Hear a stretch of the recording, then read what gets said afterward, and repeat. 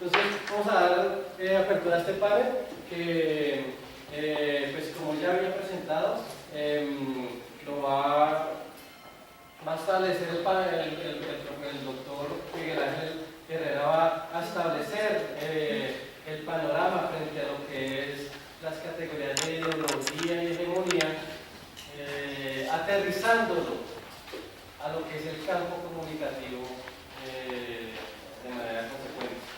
Entonces, pues, doctor, tiene la palabra. Muy bien, gracias.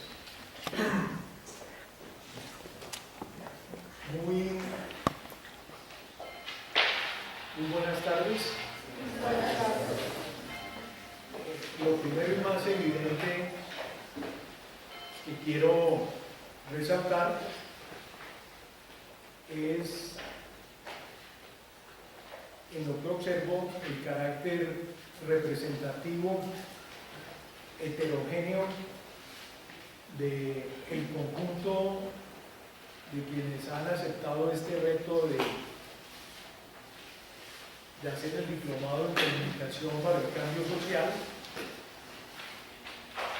y cuáles son precisamente las expectativas que cada uno de los que aquí concurren y concurrimos pueden derivar de la riqueza de la práctica que desarrolla, las preguntas que se alimentan con esa misma práctica y cuál es la incidencia efectiva que se deriva de ella.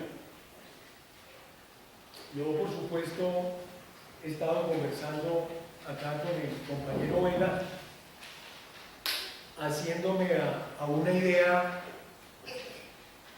aproximada de cómo es que están y estamos en efecto los que aquí nos encontramos, y una de las cosas que me ha dicho es que la convocatoria tuvo una respuesta de alrededor de 1.800 personas y que quienes están aquí efectivamente al final de ese recorrido y de esa exponencia pues son ustedes y el tipo de camaradería, cercanía e intercambio de sus saberes y de sus convicciones ya va por el tercero de los recorridos con el día de hoy.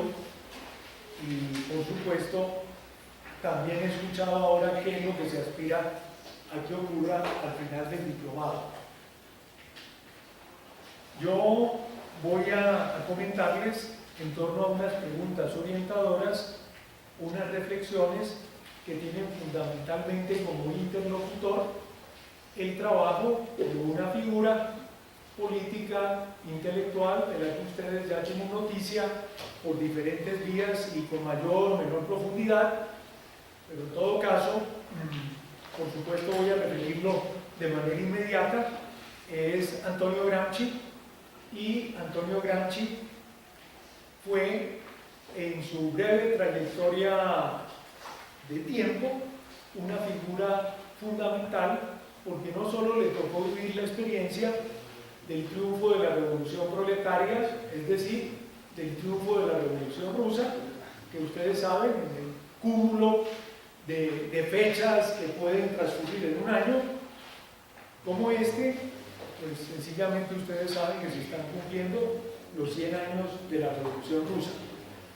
En segundo lugar, en este año se cumplen también 80 años del fallecimiento de Antonio Gramsci, quien precisamente en el año 1937 muere, y muere prácticamente al año de haber salido de la cárcel donde había sido precisamente puesto por decisión del fascismo, y en particular quien era cabeza del fascismo, Benito Mussolini, ni más ni menos, había empezado siendo un dirigente destacadísimo, el secretario de las juventudes del Partido Socialista Italiano.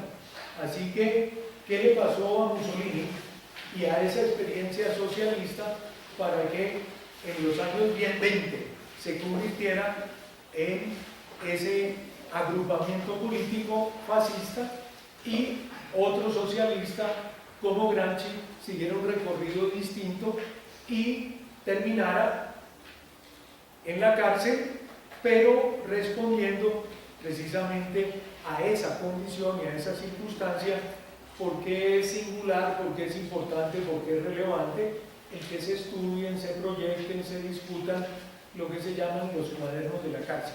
Es decir, cuadernos como los que ustedes tienen o yo tengo acá, 33, en los que se consigna un conjunto de notas y apreciaciones que coparon más de 3.000 páginas. ¿Sí? Esos 30 cuadernos más 3 de traducciones lograron ser puestos a salvo a la salida de Gramsci de la cárcel, y luego el Partido Comunista de Italia empezó a hacer publicaciones, primero temáticas, luego más rigurosas en la edición de 1975, y ahora se está en camino con una publicación completa del conjunto de los trabajos de Gramsci. Pero Gramsci, ¿quién era y qué pasó con él en la concreta experiencia de su vida?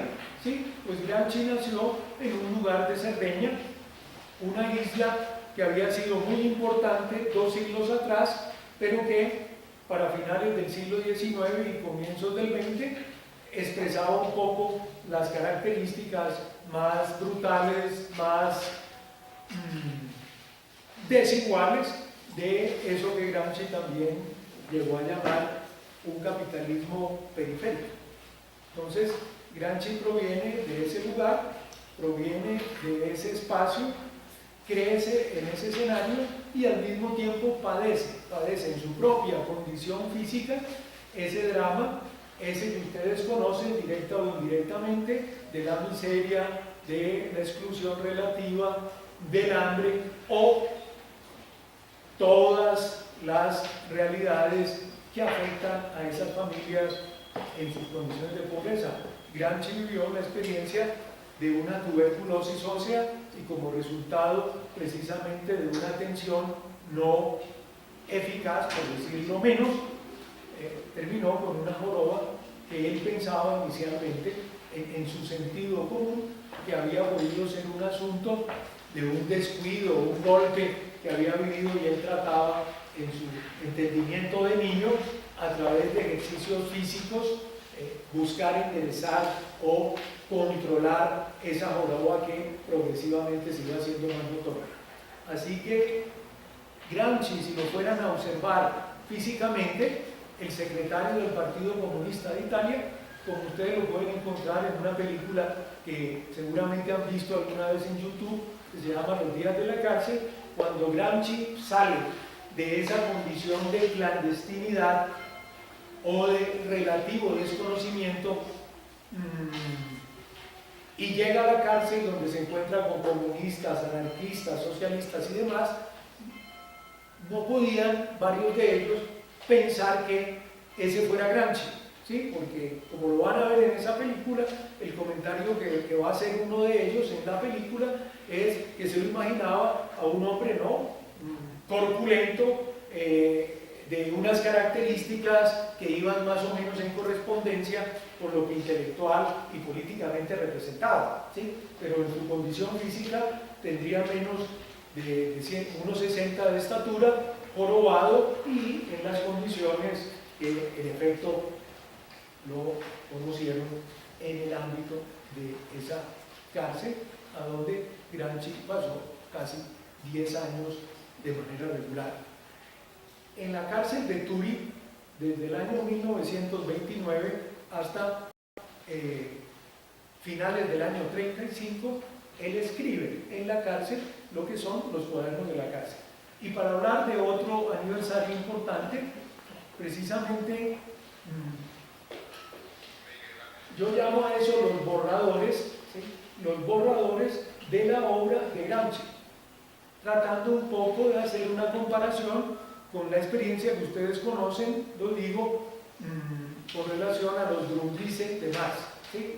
Marx se propuso escribir un trabajo que tuviera la importancia y la significación de ser la crítica de la economía política, y en esa tarea efectivamente logró él publicar un libro, el volumen 1 del Capital, pero el conjunto del material que debería traducirse en la publicación de un segundo y un tercer volumen, él no pudo en su vida, en su existencia, publicarlo. Entonces quedaron los borradores del Capital, y los que vinieron luego de su muerte, Engels, Kautsky y demás, hicieron la tarea de tratar de estructurar el volumen 2, el volumen 3 y lo que se llama la historia crítica de la plusvalía, ¿sí? Entonces, libro real, publicado efectivamente por Marx, fue ese, el tomo 1 del Capital, que se está celebrando precisamente sus 150 años. Pero lo digo sencillamente para indicarles que los cuadernos de la cárcel, a los que ustedes seguramente ya han accedido y han tenido la oportunidad de leer algunos de esos ensayos o esas notas, esos no fueron publicados ninguno por Gramsci. Él no tuvo la oportunidad de decir, este es el libro 1 de esa experiencia reflexiva, teórica y prácticamente relevante, que después empieza a divulgarse al final de los años 40 y comienzos de los años 50. El modo como empieza a divulgarse es a través de una selección temática de esas más de 3.000 páginas, y empiezan a aparecer 6 volúmenes. Pero antes de eso, lo que se publica son las cartas a su esposa, las cartas a Yulka, ¿sí? Que era la mujer de Gramsci que él había conocido cuando fue como delegado a la Tercera Internacional, y estuvo en un sanatorio recuperándose, y allá se encontró con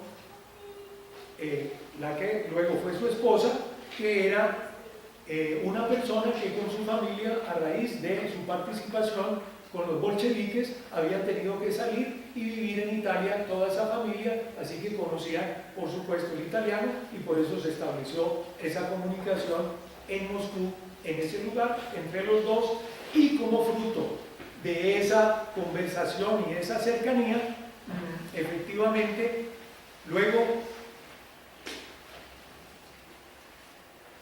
tienen 2 hijos.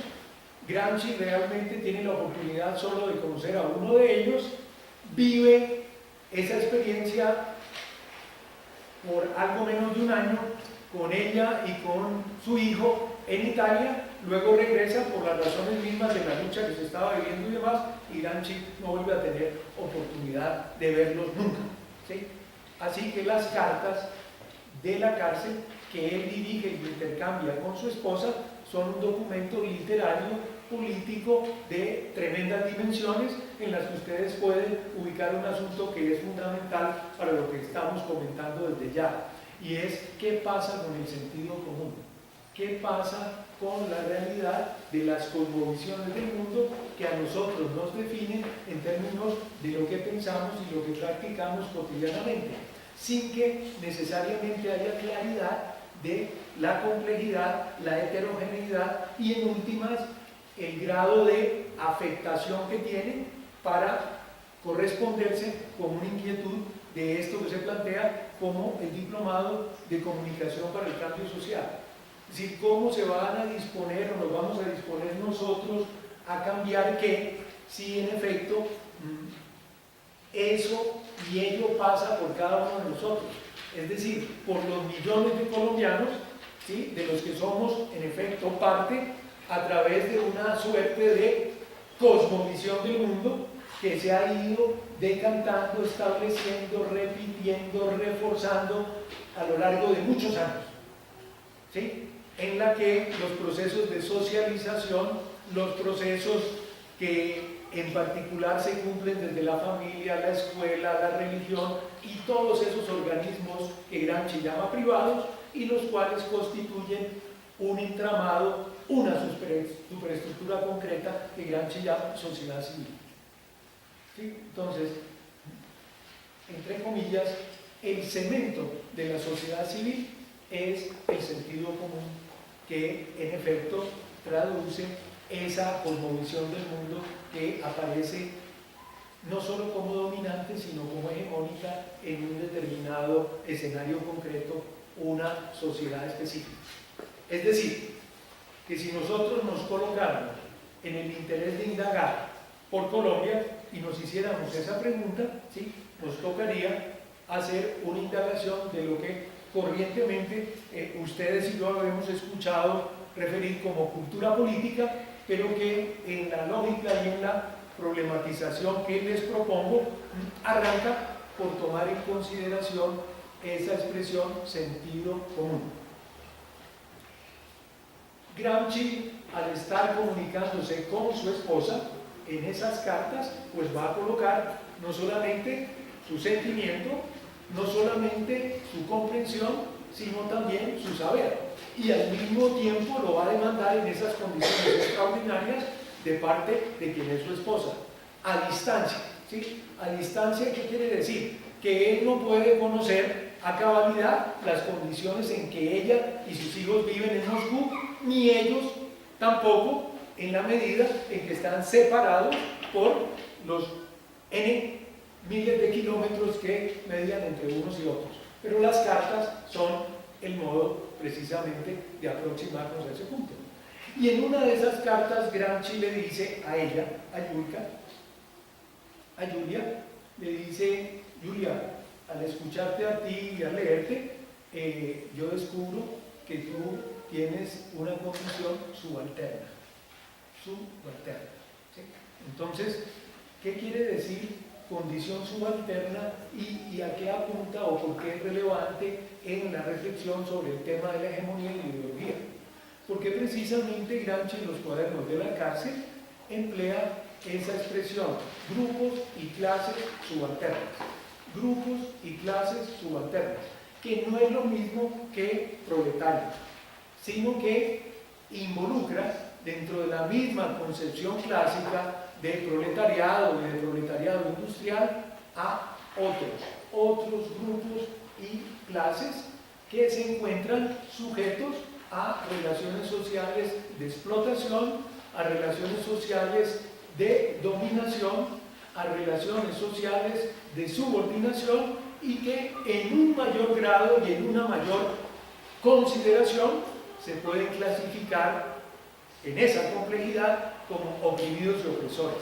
Ese es el escrito con el que Gramsci en 1917, cuando está terminando su bachillerato, hace una nota que en particular se vuelve supremamente importante si lo queremos medir en el recorrido de lo que va de ese Gramsci de la juventud, que está empezando a familiarizarse con Marx y los textos de la literatura revolucionaria, y ese Gramsci que luego va a ser parte de la experiencia obrera en Turín y luego secretario del Partido Comunista de Italia, que en efecto es la condición en la que está cuando va a ser sujeto de prisión a lo largo de todos estos años. Entonces, volviendo sobre ese punto de grupos y clases subalternas, esto es supremamente importante porque Gramsci va a referirse a él con respecto al entendimiento, comprensión y proyección de la revolución proletaria. ¿En qué medida y de qué forma? Cuando Gramsci está en la cárcel, está haciendo la reconstrucción de lo que fue ese recorrido, el recorrido del triunfo, pero está pensando también la derrota, ¿sí? La derrota vivida por la experiencia de la revolución proletaria en Italia. Entonces está haciendo esa pregunta: ¿cómo es posible ganar y cómo es posible perder? ¿No? Es decir, que hay una construcción que involucra, digámoslo así, las dos caras de la moneda de una experiencia revolucionaria. La experiencia revolucionaria no es una experiencia marcada por la fatalidad, no es que se triunfa y definitivamente triunfando se llega, ¿no?, hasta el comunismo en una línea recta y con una garantía de que ese obstáculo ya resuelto efectivamente abre las amplias avenidas de la sociedad digamos, radicalmente distinta que define este horizonte y esa problemática. ¿Cuál? La de los comunistas, y Gramsci era un comunista. ¿Sí? Entonces, la propuesta no es solamente una acción anticapitalista. La propuesta es si se puede construir un orden social distinto, un orden social que pueda prescindir de esos lazos de dominación, de esos lazos de explotación, de esos lazos de subordinación, de esa condición de oprimidos y opresores. Ese es el gran desafío, esa es la gran problemática, y esa es precisamente otra de las ideas y otra de las inquietudes que efectivamente parecieran haberse derrumbado cuando la crisis del socialismo realmente existente condujo en los términos de comunicación a todos los escenarios y todas las cosas que podríamos pensar utilizando los 4 o 5 mecanismos con los que se están familiarizando y construyendo sus propios lenguajes y sus propias aproximaciones. Pero fíjense que al escucharlos y al escucharnos, yo veo cómo ustedes están lidiando en la práctica misma con su sentido común y cómo al mismo tiempo se están planteando a qué sentido común intentamos comunicar, informar, y de qué modo vamos a poder conmover o transformar ese sentido común de tal suerte que el cambio o la transformación, para ser más radicales, ocurra. Y no que precisamente ese proceso sea asimilado, sea incorporado, sea vendido de un cierto modo a la causa que ustedes se disponen efectivamente a transformar. ¿Queda claro ese punto? Entonces, en ese escenario y en ese recorrido, cuando Gramsci mira la Revolución Rusa, se plantea, como lo plantea Lenin, cómo es posible hacer una revolución proletaria y que esa revolución proletaria triunfe cuando en efecto el proletariado no es la mayoría numérica de la población de Rusia, sino es, en un cierto sentido, la infinita minoría, y la inmensa mayoría son campesinos, es decir, no son proletarios. Por eso, otro escrito de Gramsci, supremamente interesante, ya del tiempo en que es un socialista y está participando de la prensa socialista, es decir, de un medio de comunicación colectivo. Gramsci escribe un texto que se llama La Revolución contra el Capital. ¿Sí? Queriendo decir qué, o queriendo plantear qué, que si en efecto se fuera a hacer una lectura como la hacían algunos, del modo, digamos, positivista del término, sería fácil concluir que no era Rusia la que podría, supuesta o realmente, hacer la revolución proletaria, sino que quienes estarían habilitados para hacerlo serían Gran Bretaña, sería Estados Unidos de América, o sociedades en las que el desarrollo capitalista, como Francia, habían vivido ese recorrido y esa transformación, y la masa proletaria era lo suficientemente amplia, no para decir que era superior a los otros grupos y las clases, pero por lo menos sí considerable en el ámbito del urbano y con un peso real, cuantificable, discernible de ese modo. Pues no es esa precisamente la realidad del triunfo de la revolución proletaria. La revolución proletaria triunfa en Rusia, y entonces ¿cómo es posible explicar ese triunfo que no sea resultado del acaso, o de jugar baloto, o de un terremoto, o de un gran ciclón? ¿Sí? Entonces ahí es donde aparece precisamente la validez, la importancia, la significación de la categoría hegemonía, que es categoría y a la vez es práctica. Eso es supremamente importante tenerlo en cuenta. ¿Sí? ¿Cuál es el tipo de saber que propone Marx, que propone Lenin, que propone Gramsci? Es un saber que no es lo mismo que el saber que en particular uno puede leer, entender y reflexionar en una obra como la de Max Weber, como la de la sociología política de Max Weber, que habla de tipos ideales. ¿Sí?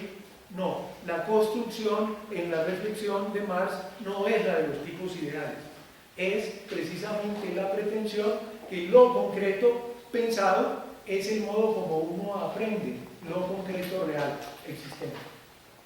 ¿Sí? Entonces, quiero que tengan en el horizonte de esta reflexión perfectamente ubicada esa suerte de contrapunto que se plantea entre una propuesta a propósito de la ciencia política y a propósito de los saberes sociales, que tiene un paradigma que es aún todavía dominante, que es ese paradigma que se nutre de la reflexión y el pensamiento de Max Weber, ¿sí? Y que tiene que ver precisamente con una combinatoria del empirismo y el positivismo en diferentes formas y características.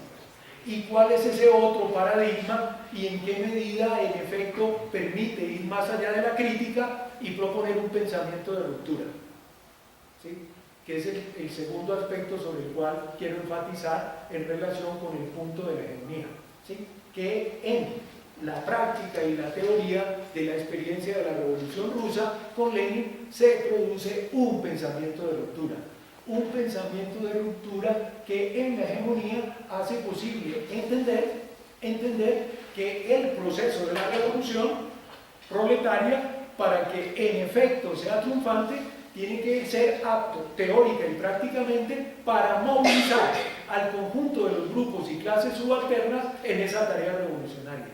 Es decir, que el proletariado, el campesinado, la pequeña burguesía, los intelectuales, los soldados tienen que, en efecto, lograr esa experiencia de articularse y de orientar una transformación social, económica y política en unas condiciones como las de Rusia. Es decir, que a ese conglomerado, en lugar de plantearse que sea la burguesía la que haga la revolución democrático burguesa, precisamente sean ellos los que dirigen esa fase democrática de ese proceso que no es acabado en el sentido capitalista del término y que no tiene tampoco que ser acabado o agotado en el sentido capitalista del término para habilitar entonces a la construcción de un orden diferente. ¿Queda claro ese punto? Es decir, que la consideración de la categoría de hegemonía plantea una manera de entender la política distinta. Es entender la política como un hacer, una acción compleja, que no es solo dominación, sino es también dirección. Entonces, en el núcleo de la categoría hegemonía, Gramsci aprende la significación política de la dirección, la significación política de crear, transformar, reformar los consensos, la relevancia que tiene para la política la comprensión, el sentir y el saber de la libertad individual y colectiva.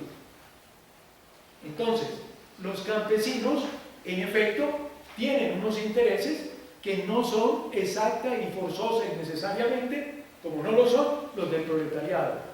Pero ¿qué intereses materiales tienen los campesinos que en articulación con los intereses estratégicos del proletariado, los de la pequeña burguesía, los de los estudiantes, los de los soldados, pueden confluir en una transformación revolucionaria? Entonces, esa dirección no es un mentiz, no es un cuento, no es carreta. Lo que los proletarios y el partido que se reclama como tal, es decir, los bolcheviques, le tienen que decir a los otros para luego engañarnos y para luego decirles tienen que esperar, ¿sí? Porque por lo pronto la cosa no va a ser con ustedes. Eso, en concreto, en la experiencia de la Revolución Rusa, ustedes lo ven cuando lo leen y lo detallan en un caso central muy importante, que es qué pasa con los campesinos cuando en el proceso revolucionario precisamente el partido bolchevique y Lenin mismo tienen que corregir las propuestas que habían estado agenciando y que habían estado planteando, que van precisamente del programa inicial de ese partido, luego el comunismo de guerra y posteriormente la experiencia de la NEP, es decir, la nueva política económica. Y la nueva política económica, ¿por qué? Porque cuando ustedes y yo estamos hablando de hegemonía, es bien importante con Lenin y con Gramsci tener en cuenta que la hegemonía se da a todos los niveles. Es decir, que para que en efecto un proceso revolucionario triunfe y se consolide, tiene que haber hegemonía política, tiene que haber hegemonía social, tiene que haber hegemonía cultural y tiene que haber hegemonía económica. Es decir, esos grupos y clases subalternos que estructuran una autonomía tienen que ser capaces, tienen que ser aptos de dirigir, ¿sí? No ocupar y repetir lo ya existente, sino dirigir en el sentido de crear, de transformar esa realidad existente a todos los niveles de lo infra y superestructural. Entonces, la categoría de hegemonía implica precisamente articular esa nueva forma de dirigir cultural, política, social, ideológica y económicamente ese nuevo orden. Y esto que tiene que ver específicamente con el punto de la ideología, tiene que ver lo siguiente: para que ocurra esa transformación del sentido común, para que ocurra esa transformación de la ideología, en la lectura de Gramsci es fundamental el estudio y la comprensión de una categoría y de una función, la categoría intelectual. Entonces, ese es un tercer asunto que me parece importante tener en cuenta. Es decir, lo que ustedes cotidianamente hacen en el quehacer del que provienen en los diferentes campos de la vida social, económica y política en la que están. ¿Sí? Cumplen una función intelectual. Gramsci dice para su tiempo que todos los seres humanos somos intelectuales, que todos los seres humanos somos filósofos, pero que en la sociedad capitalista, en la realidad capitalista, hay una separación entre el trabajo material y trabajo intelectual. Y hay unos que se especializan en la función intelectual. ¿Queda ubicado ese punto? Es decir, que todos somos intelectuales, todos somos filósofos, pero en la sociedad capitalista, la que conoció Gramsci, no todos se dedican a esa función intelectual de manera especializada y regular. ¿Por qué es esto importante? Porque Gramsci, al hacer la lectura del orden político estatal, el orden político estatal más avanzado que él tiene la ocasión de conocer, lo ve desde dos experiencias. Una es la experiencia de la revolución proletaria, que coloca a un poder, el poder proletario, el poder de los gobernados, el poder de los dirigidos, quien ahora son autónomos y son ahora los que dirigen, son ahora los que se autogobiernan. Y por el otro lado, la experiencia de la crisis del año 28, el año 29, cuando precisamente el orden capitalista mundial, con el crack de Nueva York, con la depresión, vive precisamente el drama de ese ciclo capitalista que de suyo, en la pura formulación de las libres fuerzas del mercado, no es apto para recuperarse. Entonces, ¿qué es lo que ocurre? Lo que ocurre es que hay una intervención activa del Estado que modifica el paradigma de Adam Smith, que señalaba que había que intervenir lo mínimo posible en el escenario de la infraestructura, solo en el terreno de la educación y en el terreno de la defensa y la seguridad, y todo lo demás, natural, normalmente, se desenvolvía en unas condiciones de competencia perfecta. Y lo que ocurre es precisamente ese colapso de ese orden capitalista, y se vive en Nueva York, se vive en Wall Street, se vive en los Estados Unidos ese drama de la depresión y la necesidad de intervenir activamente en la sociedad civil. Esa lógica es la que nos permite entonces ubicarnos en una idea que es la idea de Estado ampliado o Estado integral. Es uno que articula dos tipos de superestructuras: la sociedad política y la sociedad civil. ¿A qué se refiere la sociedad política? La sociedad política se refiere a lo que ustedes y yo corrientemente conocemos como gobierno político. ¿Y a qué se refiere la sociedad civil? La sociedad civil se refiere a la hegemonía social. ¿Y a qué responden esos dos ámbitos de la política entendida como un hacer complejo? Se refiere, en el caso de la sociedad política, a la función de dominio, a la función de represión, a la función de violencia, a la función de coerción, a la función de coacción. ¿A qué se refiere de modo preponderante el escenario de la sociedad civil? A la función de hegemonía, es decir, a la función de dirección, a la función de consenso, a la función de persuasión. Y una y otra están articuladas, ¿por qué? Están articuladas por la función intelectual. Es decir, que hay una lectura materialista de la ideología y del hacer ideológico, que es lo que Althusser, de un cierto modo, intentó explicar y que ustedes encuentran en la lectura de Chantal Mouffe con la idea de aparatos ideológicos y aparatos represivos del Estado. Es decir, que si lo fuéramos a leer en esa clave, ustedes encontrarían que en la sociedad política las formas de dominación se realizan a través de los aparatos represivos del Estado y la función fundamental que cumplen es la dominación. Y si nos fuéramos a colocar en el escenario de la sociedad civil, la función de dirección, la función de consenso, la función de persuasión se estaría cumpliendo por lo que Althusser llamó los aparatos ideológicos del Estado. Y en esa medida, esos aparatos ideológicos del Estado, que Gramsci llama organismos privados, son varios que ustedes ya han mencionado: la escuela, los medios masivos de comunicación, los sindicatos, los partidos, las organizaciones religiosas, el modo como se organiza la vida cultural, literaria y las mil y una formas en las que los individuos libres e iguales en su libertad en la sociedad capitalista se organizan, como por ejemplo las ONG, que algunas pueden ser, por ejemplo, aplicadas a la producción, difusión y consumo de la longaniza, ¿sí? Y otras de acciones y consideraciones mucho más o mucho menos sofisticadas que estas, ¿sí? En Colombia, un estudioso de ese tema del llamado capital social, ¿sí?, el que fue senador por la Alianza Verde, o lo es, John Sudarsky, precisamente hace un inventario y habla como de 100.000, ¿sí? 100.000 organizaciones en el escenario de Colombia, por diferentes razones y motivos. Pero noten que es clave lo que estoy indicándoles. Son organismos privados, entre comillas, dice Gramsci, en los que los individuos libres, es decir, los que en términos de Isaiah Berlin ejercitamos una libertad negativa. ¿Qué quiere decir libertad negativa? ¿Qué hacemos sin tener que consultarle al vecino y a los demás, por ejemplo, si me dejo corto o largo el cabello?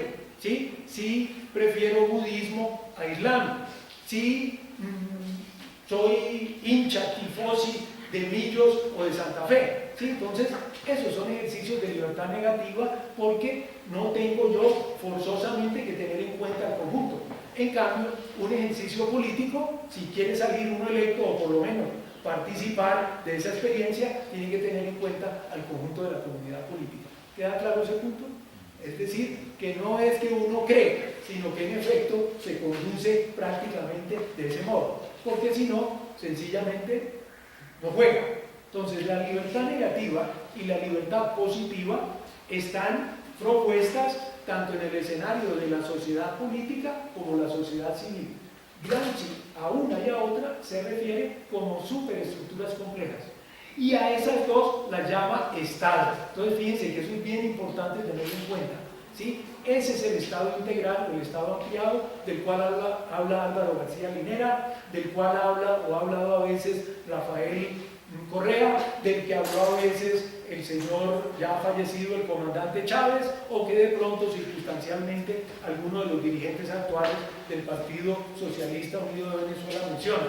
Entonces es el complejo de las superestructuras, que son la sociedad civil y la sociedad política, y en ellas obra el quehacer político de manera que involucra dominación y dirección. Pero el articulador son los intelectuales, ¿sí? Y los intelectuales no son una clase. Gramsci dice, son un grupo subalterno que sirve a el bloque dominante, ¿sí? Así que es fundamental estudiar la función intelectual y los intelectuales, y desde una lectura, la que particularmente hago, los cuadernos de la cárcel, precisamente Gramsci los orienta a dar cuenta de eso, a cómo construir una forma, la forma intelectual, que como concreto pensado sea apta para dar cuenta precisamente de la función intelectual y cómo quebrar, cómo romper la función intelectual del bloque dominante y hacer posible la construcción de una contrahegemonía y luego de una hegemonía de signo distinto, porque es precisamente la que aspira que la dominación y la dirección se diluyan y le den paso a un escenario probablemente de siglos de autonomía integral. Es decir, cuando ustedes y yo, grupal e individualmente, somos aptos para construir nuestras propias reglas, para transformar nuestras propias reglas, en resumen, para ser poder constituyente y poder destituyente, para tener la conciencia clara de que ese proceso colectivo de construcción en común no supone el dominio, la subordinación, la explotación y la opresión de los otros. Es decir, cuando se logra transformar esa condición del sentido común que hace de cemento ideológico para mantener esas lógicas en el campo de la sociedad civil, de la sociedad política y por sobre todo en la infraestructura. Y ustedes lo ven tremendamente explicado y tremendamente padecido en un escenario tan puntual como es el escenario de los gobiernos progresistas y posneoliberales. De los gobiernos progresistas, porque se enfrentan con el problema de quién tiene la hegemonía económica y en qué medida la dirección de esas economías en efecto tiene una alternativa concreta, viable, posible, obrando y operando en esos escenarios. Y cómo en los tipos de propuestas posneoliberales, como en efecto García Linera refiere a Bolivia, qué se hace para salir o no de un escenario capitalista y en qué términos y de qué modo esa hegemonía se disputa gradualmente. Y si lo queremos mirar ya no en el escenario de América Latina, sino concretamente en Europa, vean lo que ha pasado en Cataluña, ¿sí?, con la experiencia de los independentistas, cuando en efecto han planteado que quieren ser independientes, que toda esa pléyade burguesa que controla ese capital financiero especulativo, inmediatamente han hecho la operación de trasladarse a un lugar distinto a Barcelona y van como 650 o 700 empresas que han cambiado de lugar, mostrando un poco qué quiere decir hegemonía en el sentido económico del término. Es decir, quienes dirigen realmente la infraestructura económica y social de Cataluña, quienes dirigen efectivamente la infraestructura económica y social de Colombia y cómo la comunicación y cómo la información en efecto alerta y potencia esos procesos. Y lo voy a referir para cerrar este recorrido con el caso específico de los aviadores. Exactamente. ¿Sí? ¿Qué nos muestra, qué nos dice en un contexto de lucha concreta sindical donde el sentido común normalmente tiene que ser afectado y transformado de manera cabal? Lo que nos dice es lo que estamos observando y lo que estamos viendo en concreto.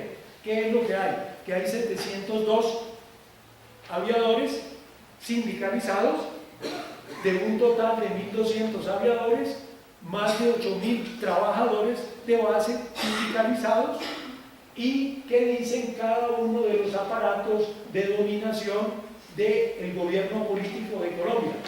¿Qué dicen los medios masivos de comunicación con respecto a ese conflicto? ¿Y qué pueden hacer los grupos y clases subalternas de Colombia frente a ese problema? Es decir, ¿qué estrategias de comunicación, para hablar de lo que ustedes están haciendo acá, ¿sí?, en un problema específico, directo, inmediato, pueden hacer para que esa problemática tenga un tratamiento y una condición distinta en el sentido de llegar a cuántos millones de colombianos en el interés precisamente que esa lucha no se pierda? Y entonces se dimensiona y se posibilita, ¿qué quiere decir en términos prácticos? Hacer un ejercicio de hegemonía, es decir, un ejercicio de dirección desde el ámbito de la sociedad civil, en la que uno todavía no es poder político, en el sentido de que no se ha conquistado el Estado, y en esos términos, cómo es que se va ganando en forma horizontal las conciencias de unos y de otros, y construyendo cuerpos y estructuras de autoorganización que hagan posible que eso se proyecte.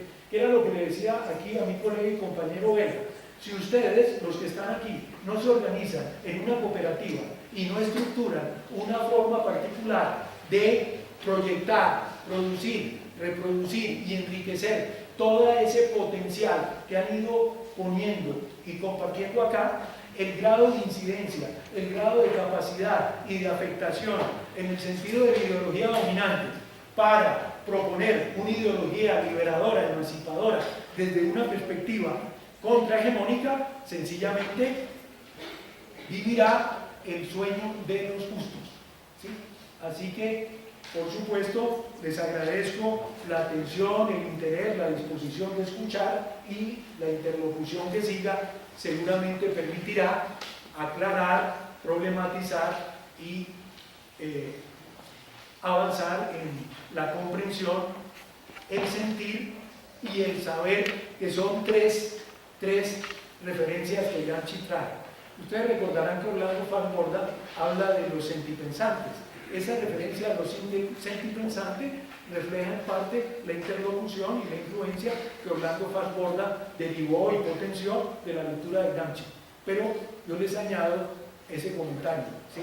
Sentir, comprender, saber y hacer, ¿sí? Que es el punto fundamental de la filosofía de la praxis en el espíritu de la tesis 3 y la tesis 11 de Feuerman, ¿sí? Esa que recuerda que los educadores tienen que ser educados, y la otra que señala que no es suficiente interpretar el mundo, sino que es fundamental transformarlo. Es decir, en última, que la verdad es práctica, que es lo que ustedes están haciendo.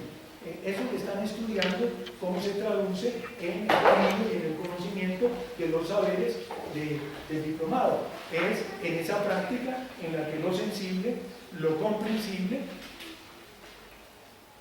se expresa como un saber transformador, y ese sería el mensaje que quiero precisamente darles al final de este primer intercambio. Muchas gracias.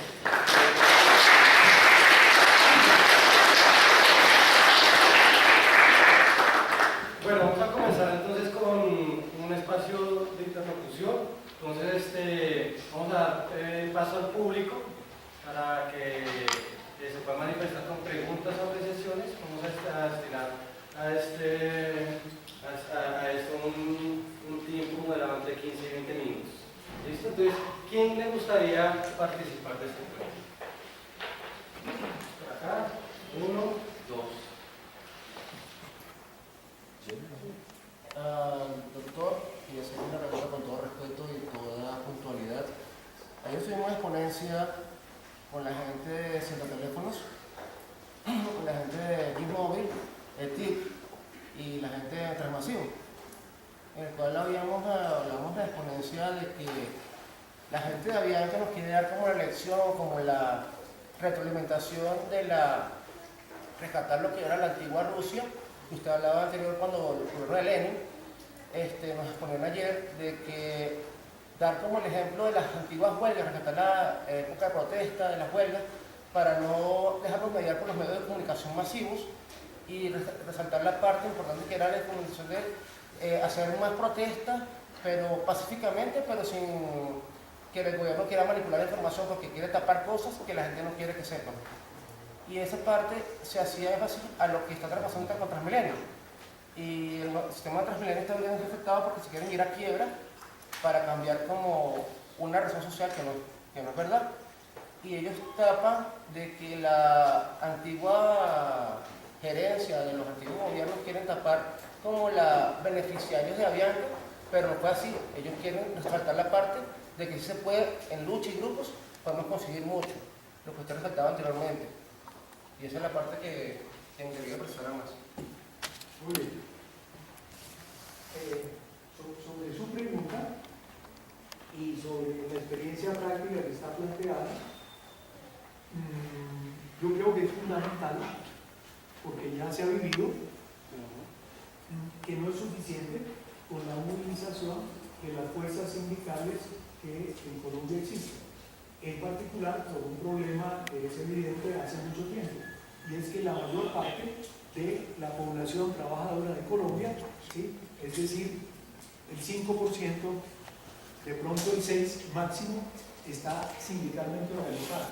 Es decir, que el 90 y tantos % del trabajo nacional no tiene una forma de organización político gremial que permita, en el sentido concreto de la lucha, hacer posible esa fórmula que en otros lugares ha sido posible. Pero no es porque sí, es que en efecto se han vivido 52 años de guerra, y no solo de guerra en el sentido militar del término, sino también de guerra social al interior de la propia sociedad civil.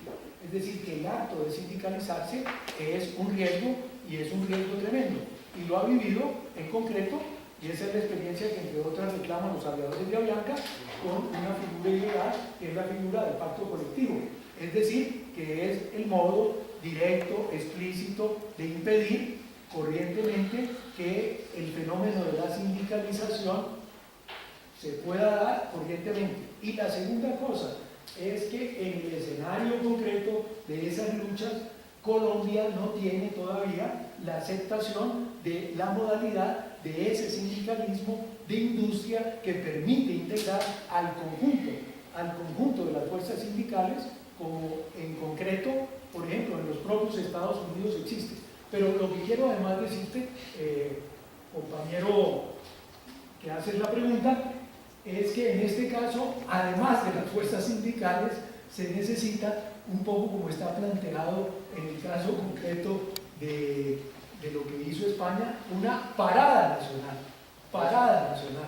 Es decir, que si se quiere ganar, en efecto, esa lucha, la lucha de Transmilenio y demás, lo que está en el escenario de la comunicación, en el escenario de la información sobre la que ustedes están trabajando, es precisamente esa inmensa tarea, que defina al trabajo y que le dé identidad común, que le dé el carácter de multitud ciudadana apta para que con esa diversidad y heterogeneidad que definen los diferentes escenarios del trabajo se gane efectivamente ese tipo de lucha con las características que quieren. De hecho, ahí se resaltaba también la importancia de la jerarquía. Hablaban de la antigua Rusia cuando el gobierno se vio afectado por las huelgas y la gente confirió a través de las huelgas ganar factores de valor agregado a la sociedad que ganaron beneficios para salud, transporte, educación. Cuando la gente se protestó, se levantó el alce para garantizarles cosas buenas a la Rusia, con la antigua Rusia. Listo, vamos ahora a seguir con la pregunta. Gracias. Doctor, bueno, Gramsci formula una definición para ideología y es el terreno de los hombres a pie de conciencia de su posición y lucha. Pero también menciona una palabra que, pues no sé si usted me pudiera, digamos, abordar sobre la ideología orgánica, que es la que menciona, y cómo la realizamos nosotros en el campo de lo comunicacional. Bueno, en el recorrido de la discusión con respecto a la ideología, un primer momento en el que empieza a circular esa expresión tiene que ver con la disputa que se da por Napoleón Bonaparte y los ilustrados de la enciclopedia. Napoleón utiliza precisamente la expresión ideólogos para caracterizarlos, porque precisamente esos ideólogos de la ilustración francesa están protestando frente a las medidas dictatoriales que Napoleón ha optado por realizar, y más aún por convertirse en emperador.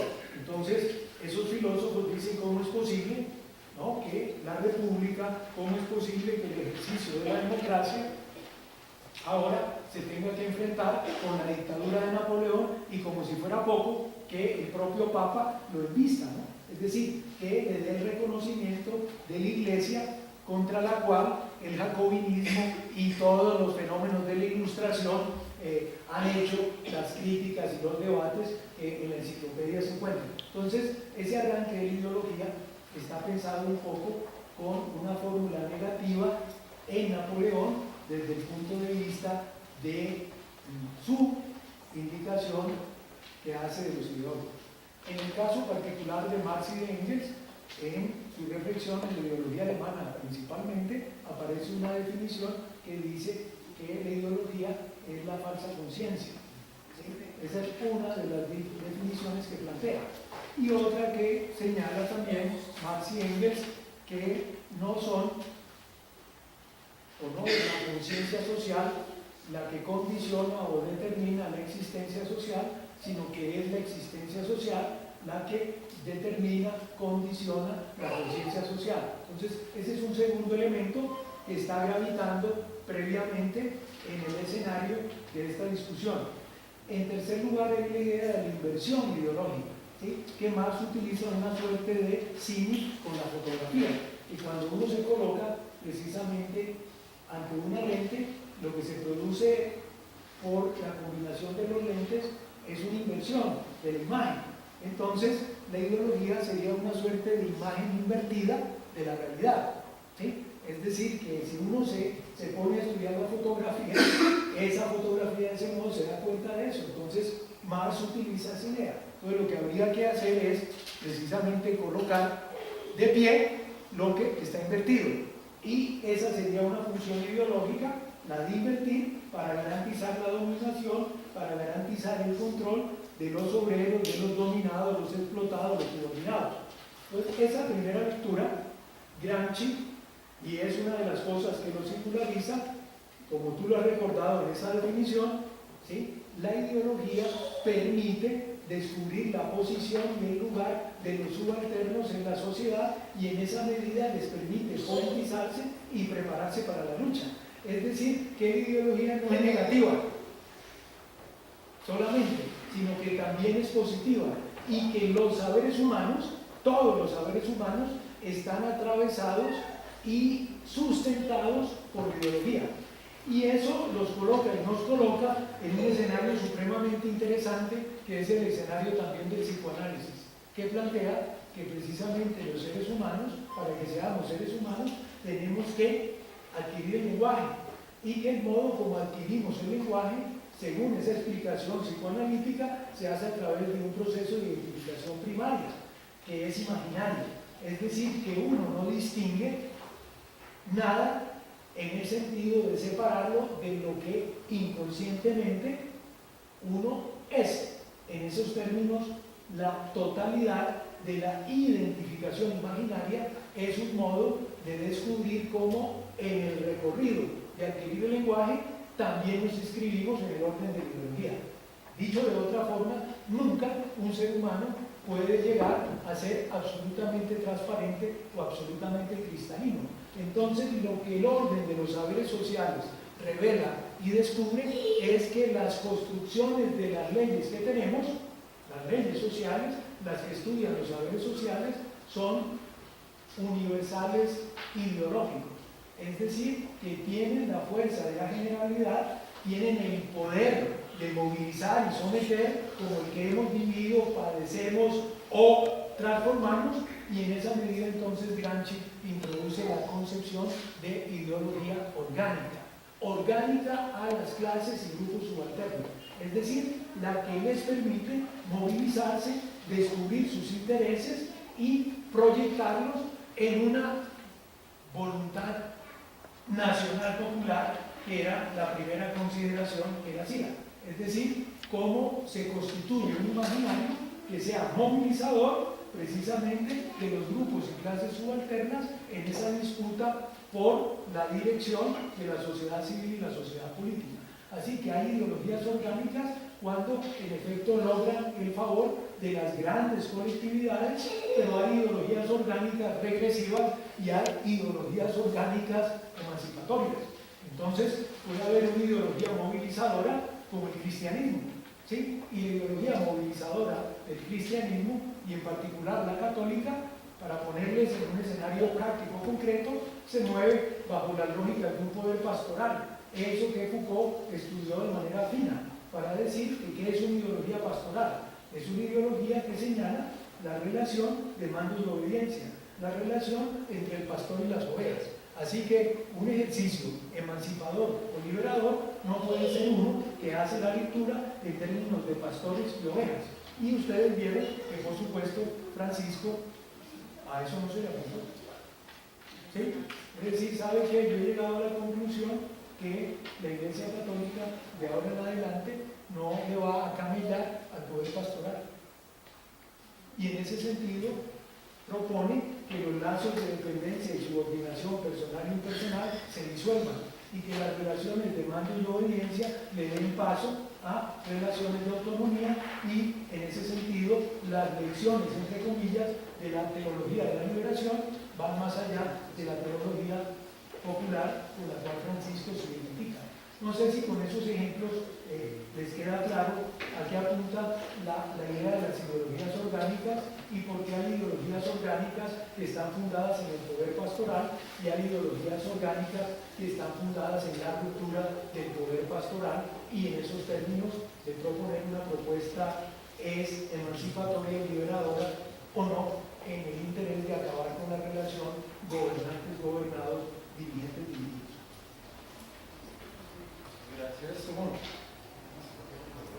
Se hablaba de sentir, comprender, saber y hacer. Sí, señor. Muy puntualmente, ¿qué podríamos hacer los periodistas y los medios comunitarios frente a la realidad actual del país? Porque, por ejemplo, en el caso de la huelga de Avianca, el gobierno contraataca con fuerzas legales, declara ilegal, trae pilotos de otros países. En el caso de Tumaco, saca el ejército, le disparan a los manifestantes.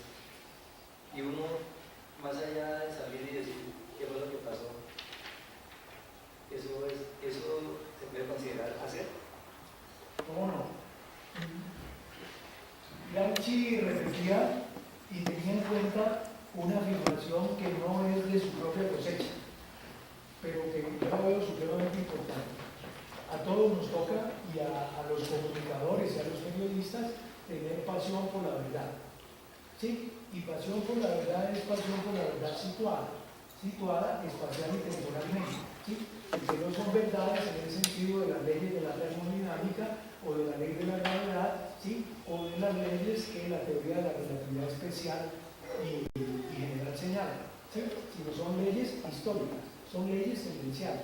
Dicho de otra forma, en la medida que nosotros no estamos alienados o estamos sujetos a esas formas históricamente construidas, es posible señalar, por ejemplo, como se hace en una encuesta, ¿no?, que manteniéndose este tipo de percepción y de favoritismo, el que ganará es tal o cual, ¿sí? Pero son en esos términos leyes tendenciales, no son leyes de validez universal, sino que tienen una validez general histórica. Entonces, la pasión por la verdad es por la verdad situada, es decir, una que tiene determinantes espaciales y temporales.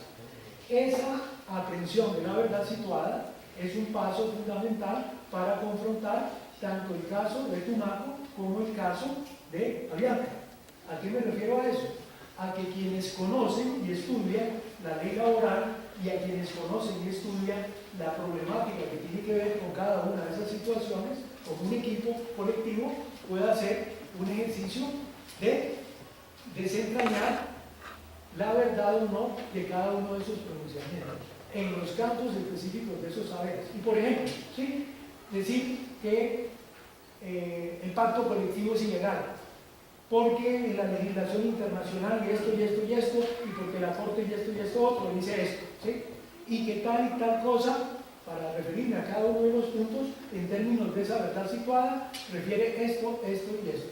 Y en segundo lugar, en el escenario de la vida concreta de los colombianos, ¿sí?, cuáles son las leyes, reglas del trabajo colombiano y cuáles las del capital.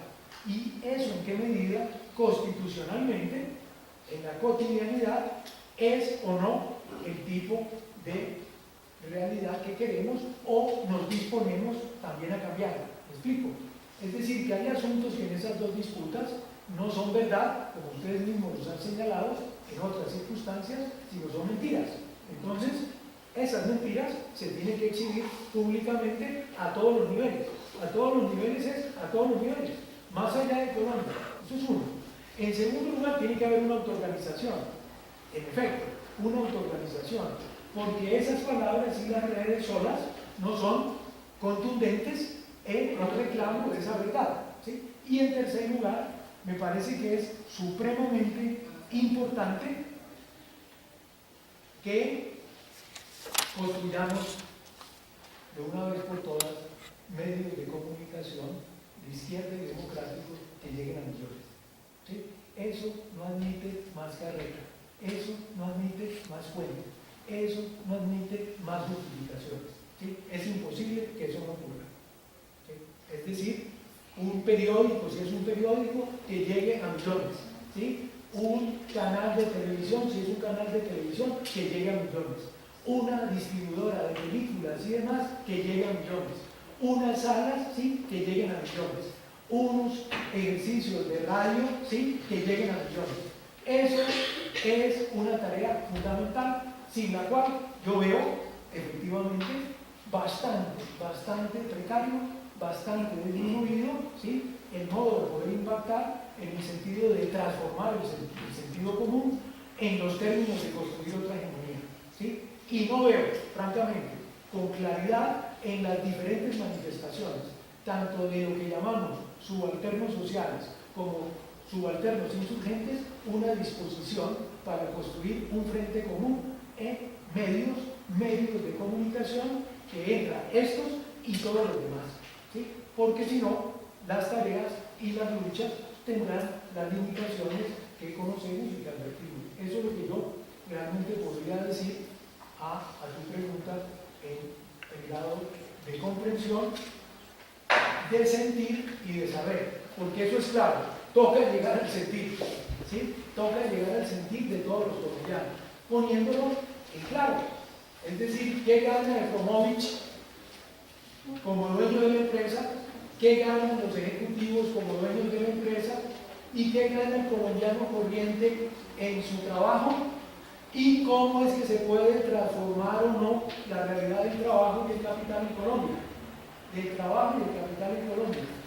¿Y qué piensa cada uno de nosotros en una interlocución de esas características que serían las formas y los medios más adecuados para darle una efectiva expresión a la Constitución del trabajo nacional?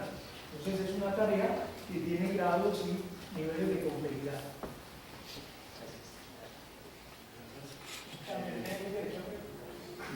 Una pregunta que espero que sea. Pues, en la reunión previa que hacemos a las sesiones presenciales, yo tenía en la cabeza, me daba vuelta en la cabeza el papel del psicoanálisis en todo esto, pero ya con lo que mencionaste y como que logré como encajarlo. Entonces tengo una pregunta que se me ocurrió más ahorita y tiene que ver con aquello de que mencionaste y casi que palabras desde Gandhi.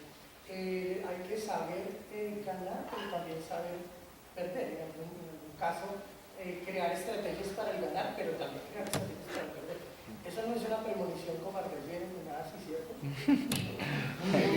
Muy bien, sí. Yo había pensado en arrancar con una consideración, pues lo que ustedes tienen definida en la reunión anterior, lo que se llama, ¿no?, las guerras de cuarta generación. ¿Sí? Eso lo vamos a poner ahora en términos de Gramsci. Okay, sí. Vamos a poner en términos de Gramsci.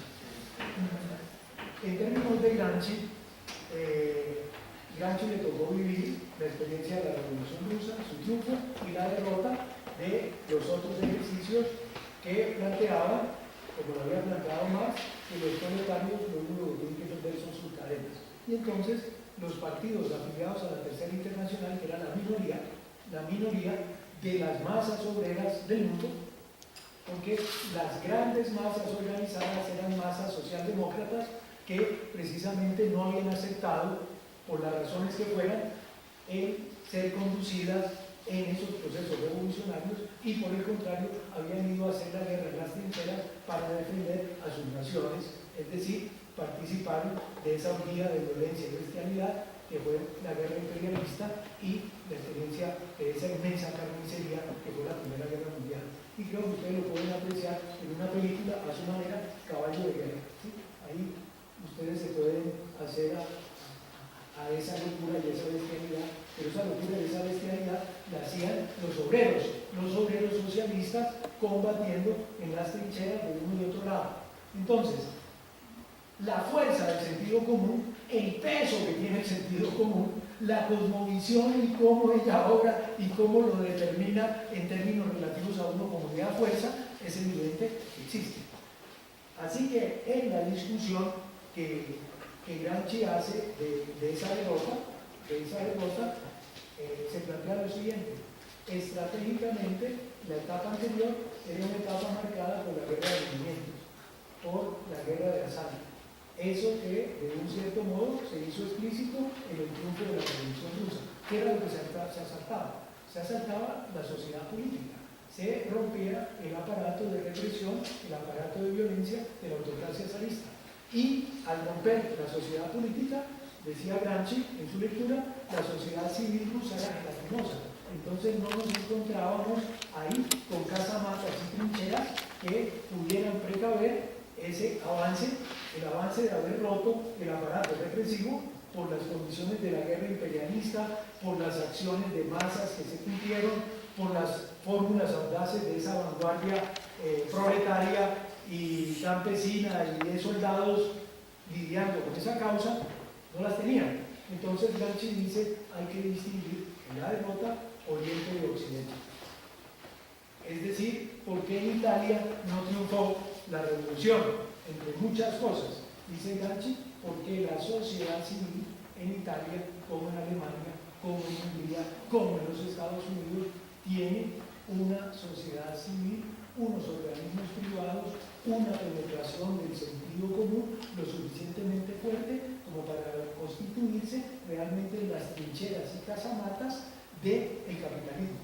Así que cuando uno rompe, si así fuera, de manera violenta, esos cuerpos represivos, tiene delante las trincheras y casamatas donde se prepara la reconquista, la derrota y la eliminación de lo revolucionario.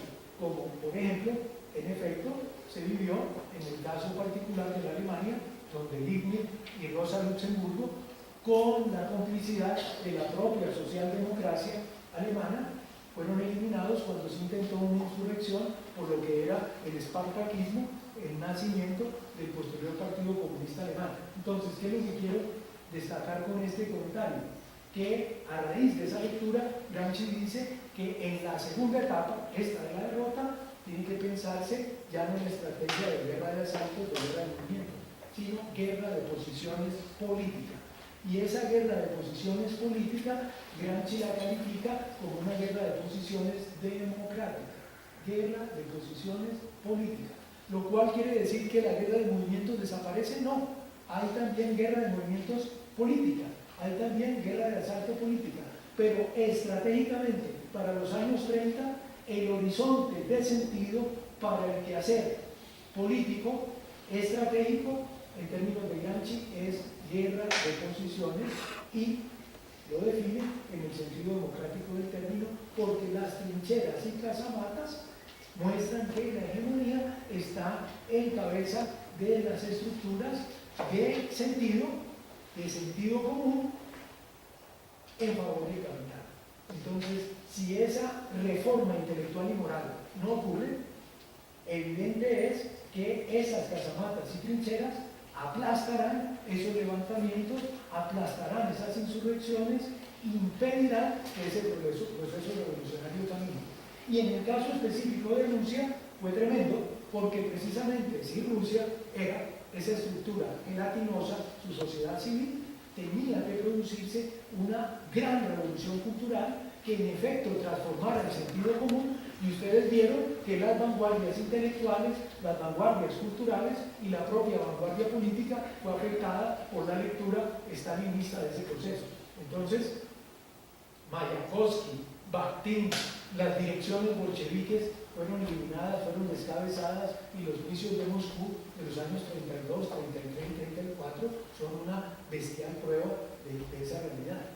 Es decir, que lo que era un proceso de revolución cultural y de revolución política que marchaban al unísono, vivió esas experiencias de represión, violencia, conflictividad tremendas. Y si lo quisiéramos poner en el escenario, por ejemplo, de la querida Revolución Cubana, ¿sí?, ustedes pueden examinar lo tremendo que fue la pérdida de Che Guevara, ¿sí?, en el escenario de Bolivia, porque al interno de la Revolución Cubana vino un tremendo retroceso con respecto a la revolución cultural, a la reforma intelectual y moral que estaba en camino y que le daba existencia a revistas como Pensamiento Crítico, como El Caimán Barbudo, o entendía que no se podía perseguir el homosexualismo, el lesbianismo y otras bestialidades, como en efecto ocurrieron en la experiencia de la Revolución Cubana. Y no lo digo en el interés de denigrar de la revolución, sino lo digo en el interés de que ustedes dimensionen lo que significa entender el problema de la hegemonía y cuál es la importancia y la relevancia de una revolución cultural y la relevancia y la importancia de las universidades en Colombia después de 2011. Es decir, una tarea que efectivamente está incumplida. Por eso, por ejemplo, en el caso concreto de la Universidad Nacional, tiene que haber una segunda refundación de la Universidad Nacional. Una universidad que en efecto tome en consideración la presencia de los grupos y clases subalternas y que eso ocurra con todo el sistema de la universidad pública y que se plantee cuando menos que los pregrados tienen que ser gratuitos, ¿sí? Por lo menos eso y todo lo demás. Así que en ese escenario, con esa pregunta, la guerra de posiciones democrática supone que en el escenario de los organismos privados se muestre por qué es necesario, urgente y posible una dirección distinta. Dirección, ¿sí? Dirección en el sentido de los proyectos, los programas que muestran que en vivienda, que en salud, que en educación y en todos los escenarios es posible hacer las cosas no solo mejor, sino sin exclusiones, sin señalamientos, ¿sí? En el sentido y en los términos que entiendo, ustedes sienten, piensan y comprenden. Y esa es una tarea monumental, pero es una tarea monumental que corresponde hacerla para tu pregunta, ¿sí? No es solamente sentir, no es solamente comprender, no es solamente saber, sino que es un saber para la acción, ¿sí? Para la acción. Y la acción tiene todas las complejidades que se derivan de una realidad como la que tú señalas, con varias hieras, ¿sí? ¿Qué es lo que le correspondería, en efecto, a la izquierda de la democracia en Colombia con respecto a ese punto? ¿Sí? Entonces aquí hablo con un elemento de análisis político. Yo digo que en Colombia todos están de acuerdo con la paz, todos, ¿sí? Pero hay una paz reaccionaria, ¿sí? Que es la paz de los señales. Esa está clara, está identificada. Hay una paz que es la paz neoliberal. Esa paz neoliberal yo la defino como una paz de derecha. Esa paz neoliberal es la paz que en particular representa el gobierno de Juan Manuel Santos. Y lo representa de qué modo y en qué términos. ¿Sí? Lo representa de modo que su punto articulador es, como ya está claro en tu comentario, de más varias hieras. Entonces, ¿qué es lo que debería ocurrir? Inteligentemente, lo que debería ocurrir es que se articule la paz de derecha y la paz reaccionaria en una figura y en una candidatura. Esa candidatura, a ojos vista, va a ser la candidatura hasta hoy de Germán Vargas Lleras. ¿Qué tendría que ocurrir en el otro escenario? En el otro escenario hay una paz subalterna. ¿Subalterna en qué medida? En que hay unos reclamos democráticos que definen la lectura de los subalternos insurgentes y de los subalternos sociales. ¿Quiénes expresan esa perspectiva? Hay unas fuerzas de centro, donde hay centro liberal, ¿sí? Centro izquierda y centro derecha, y hay otros escenarios que son los escenarios democráticos generalmente expresados y no por caprichos de movimientos sociales, y esas fuerzas de izquierda que tienen diferentes expresiones partidistas hoy. ¿Qué tendrían que hacer? Pues lo que tendrían que hacer, sin más carretilla, es una discusión en común para construir una propuesta de esas características. Así que, gracias. Muchas gracias, doctor.